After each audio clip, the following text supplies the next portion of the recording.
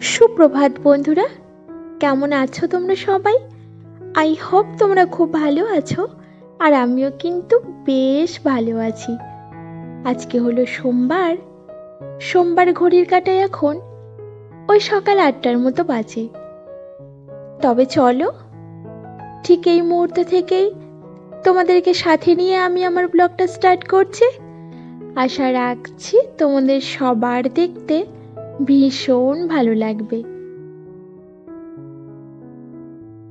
আজকের দিনটা না অন্য দিনের থেকে সম্পূর্ণ আলাদা, কারণ আজকে হলো মকর সংক্রান্তি। আর মকর সংক্রান্তির দিনে বিভিন্ন জনের বিভিন্ন রকমের নিয়ম কানুন থাকে, কিছু পুজো আর্চা থাকে, আর পিঠে পুলি তো খাওয়া থাকেই। তো সবাই সবার নিয়ম কানুনগুলো একদম পুঙ্খানুপুঙ্খভাবে পালন করে, আর আমিও কিন্তু তার ব্যতিক্রম নই।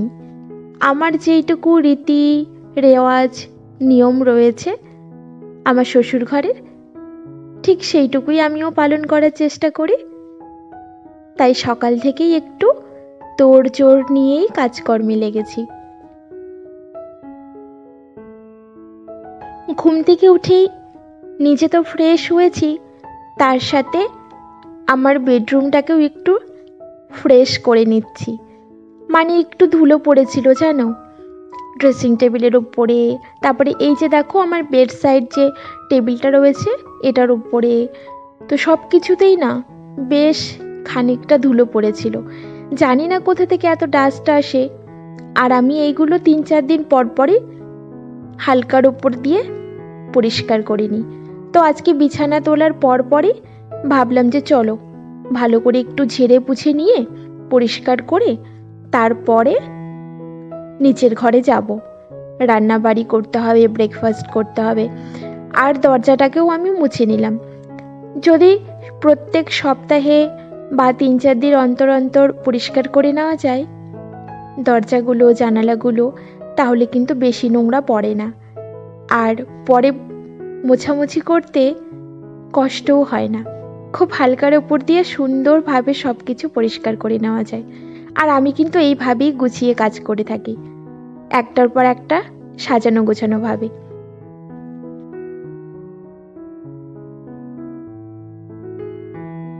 মকর সংক্রান্তির দিনে অনেকেরই না ভোরবেলায় স্নান করে পুজো দেওয়ার একটা রীতি রয়েছে। আমাদের আবার সেই রীতিটা নেই আমার শ্বশুর বাড়িতে। তো সেই জন্য আমি ভোরবেলা স্নানও করিনি, ওই জাস্ট জামা কাপড়গুলো ছেড়ে নিয়ে তারপরে রান্নাবাড়ি করব। আর আজকে ভেবেছি যে নিরামিষই রান্না করব, যদিও বাধ্যতামূলক নয় যে নিরামিষ খেতেই হবে, কিন্তু মন চাইলো আজকে নিরামিষ খাবো।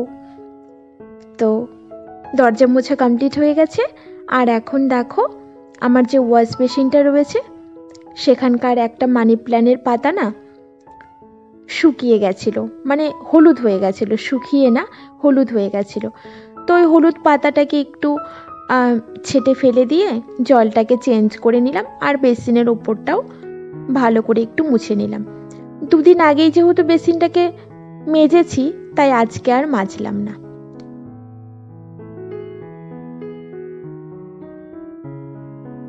চলো, ওই দিকের কাজকর্মগুলো কমপ্লিট হয়ে গেছে, মানে আমার বেডরুমটাকে ক্লিন করা হয়ে গেছে, আর আমি এসেছি এবারে জল দিতে গাছে।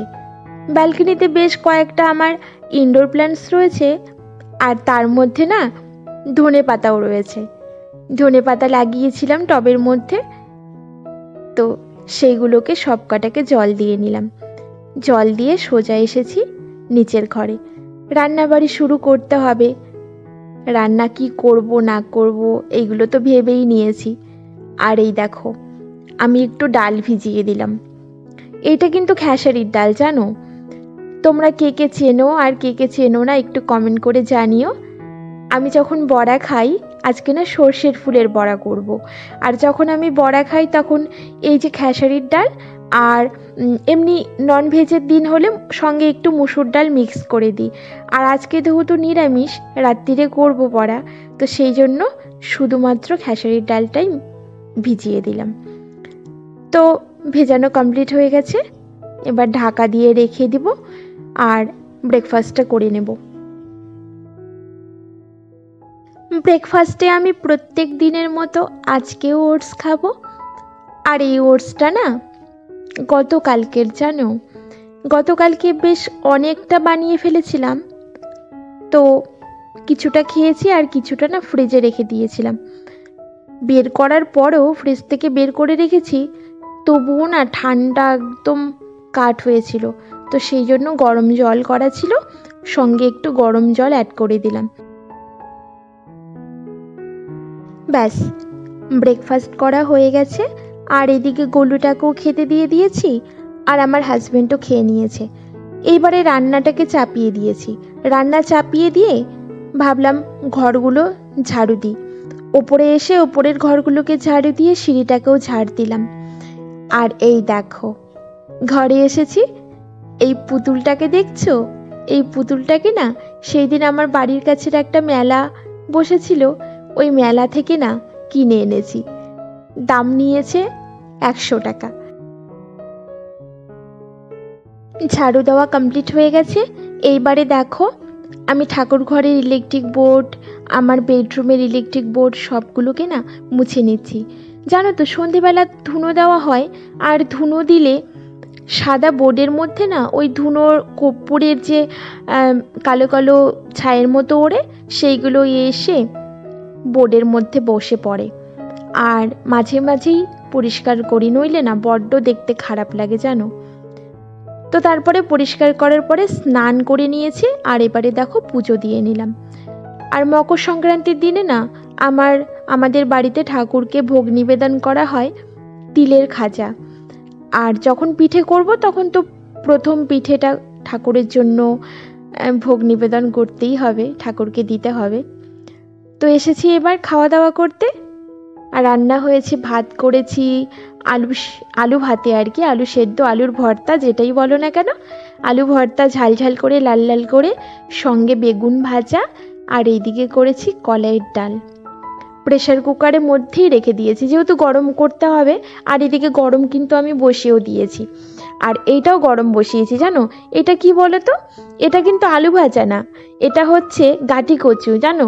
অনেক দিনের গাঁটি কচু বেশ অনেকটা পরিমাণে ছিল, তো গাঁটি কচুটাকে পাতলা পাতলা করে কেটে একটু নুন জলে ভিজিয়ে রেখে মুচমুচে করে ভেজে নিয়েছি, আলুর চিপসের মতো। খেতে কিন্তু হেব্বি লাগে। তোমরা কে কে খাও গাঁটি কচু এইভাবে ভাজা করে, আমাকে জানিও কমেন্ট বক্সে, কেমন। আচ্ছা, ভিডিওর এই পর্যায়ে এসে প্রতিদিনের মতো আজকেও একটা কথাই আমি বলতে চাই। তোমরা যারা এতদিন ধরে আমার পাশে রয়েছো, আমাকে ভালোবেসেছো, আমাকে সুন্দর সুন্দর কমেন্ট উপহার দিয়েছো, তোমাদেরকে জানাই আমার আন্তরিক ভালোবাসা। তোমরা খুব ভালো থেকো আর সব সময় হ্যাপি থেকো। আমি জানি আমার প্রিয় বন্ধুরা, বান্ধবীরা, দিদি ভাইরা, বোনেরা, তোমরা সবাই অনেক ভালো কাজ করতে পারো, অনেক সুন্দরভাবে সংসার গুছিয়ে রাখতে জানো। তবুও যদি আমার কাজকর্ম, আমার সংসার করা দেখে তোমরা একটু হলেও মোটিভেট হও, তাহলে আমাকে ভালোবেসে তোমাদের হাতটা বাড়িয়ে দিও, একটা ছোট্ট লাইক দিও। তোমাদের একটা ছোট্ট লাইক কিন্তু পরবর্তী ভিডিও বানাতে আমাকে অনেক অনেক উৎসাহ দেয়। আশায় রইলাম, অপেক্ষায় রইলাম। দেখতে দেখতে কিন্তু আমার অনেকটাই পিঠে ভাজার কাজকর্ম হয়ে গেছে। খুব একটা পিঠে বানাতে আমি পারি না, যেইটুকু পারি, যেইটুকু শিখেছি সেইটুকুনিই বানানোর চেষ্টা করি। কারণ ছেলেটা তো রয়েছে আমার, ওকে তো দিতে হবে, তাই না। তো এই পাটিসাপটা করেছি ক্ষীরের পুর দিয়ে, আর মালপোয়া করেছি কয়েকটা, আর তিলের পুলি যেটা স্টিম করে বানায় ওটা কিন্তু মাস্ট, তিল পুলি খেতেই হয়। আর চিতই পিঠাটাও কিন্তু এই মকর সংক্রান্তিতে করতেই হয় আমাদের। তো এরপরে গোপাল সোনাকে সেবা দিয়ে দেব। তো আমার বাড়ির প্রথম পালন করা মকর সংক্রান্তি আমি ঠিক এইভাবেই পালন করলাম। চলো বন্ধুরা, আজকের মতো তবে থাক, কাল আবার আসবো তোমাদের মাঝে।